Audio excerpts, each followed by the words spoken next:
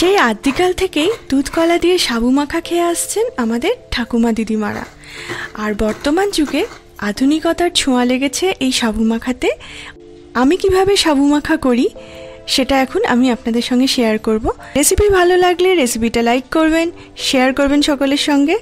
চলুন তাহলে শুরু করি আমার আজকের রেসিপি। একটা পাত্রের মধ্যে মিডিয়াম সাইজের 200 গ্রাম সাবুদানা নিয়েছি। সাবুদানাটাকে বেশ কয়েকবার জল বদলে বদলে হাত দিয়ে ভালো করে কচলে কচলে ধুয়ে নিয়েছি।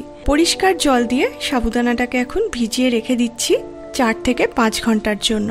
বেশ কিছুটা নারকেল কুড়ে নিয়েছি, আর এই ফ্রেশ নারকেল কোড়াটা দিলে কিন্তু সাবু মাখার স্বাদ দ্বিগুণ হয়ে যায়। আমি এখানে আধমালা পরিমাণ নারকেল 200 গ্রাম সাবুর জন্য কুড়িয়ে নিয়েছি। ঘন্টা 4 পরে সাবুদানাটাকে আমি চেক করে নিচ্ছি। এখন এটা সুন্দরভাবে নরম হয়ে গেছে ভিজে। এবারে এটাকে একটা ছাঁকনির মধ্যে নিয়ে এক্সট্রা জলটা ঝরিয়ে নিয়ে অন্য একটা পাত্রের মধ্যে ঢেলে নিচ্ছি।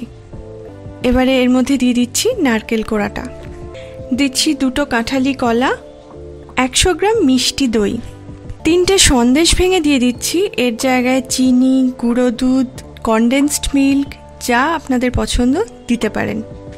4টে খেজুর আমি বীজ ছাড়িয়ে ছোট ছোট টুকরো করে রেখেছিলাম, সেটা দিয়ে দিচ্ছি। দিচ্ছি কিছুটা কাজু কিশমিশ। এই কাজু কিশমিশটাকে আগে থেকেই আমি জল দিয়ে ভালো করে ধুয়ে রেখেছিলাম।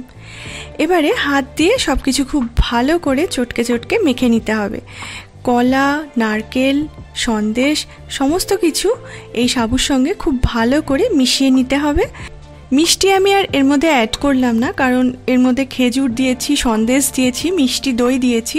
খুব বেশি মিষ্টি আমার ভালো লাগে না সাবু মাখাতে। যদি আপনাদের বেশি মিষ্টি পছন্দ হয় তাহলে এর সাথে চিনি, গুড় যেটা আরও অ্যাড করতে ইচ্ছা করবে করে নিতে পারেন, বা সন্দেশ, খেজুর ইত্যাদির পরিমাণও বাড়িয়ে দিতে পারেন। এই সব কিছু ভালো করে চটকে মেখে নিয়েছি। এবারে এর মধ্যে দিচ্ছি 1 পিঞ্চ লবণ। অনেকেরই সাবু মাখা খেয়ে অ্যাসিডিটির প্রবলেম হয়। এই 1 পিঞ্চ লবণ এর মধ্যে দিয়ে দিলে কিন্তু এই অ্যাসিডিটির প্রবলেম হবে না। এবারে এর মধ্যে মেশাতে হবে পরিমাণ মতো ঠান্ডা দুধ। দুধটাকে আমি আগে থেকেই গরম করে ঠান্ডা করে নিয়েছিলাম।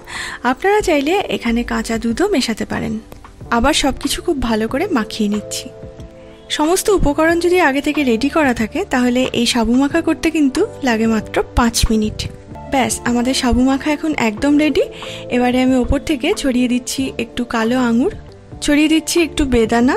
আপনারা আপনাদের পছন্দ মতো যে কোনো ফল এর সঙ্গে অ্যাড করতে পারেন। এবারে একটু কাজু কিশমিশ বাঁচিয়ে রেখেছিলাম, সেটাও গার্নিশিংয়ের জন্য ওপর থেকে দিয়ে দিলাম। আর এখন রেডি হয়ে গেল আমাদের সাবু মাখা। উপোসের দিনে, নিরামিষের দিনে তো বটেই, এছাড়াও যে কোনো দিনে ইচ্ছা হলেই এই সাবু মাখা আপনারা তৈরি করে নিতে পারেন। রেসিপিটা ভালো লাগলে আপনারাও বাড়িতে ট্রাই করবেন। আজকে তাহলে এ পর্যন্তই। সবাই খুব ভালো থাকবেন।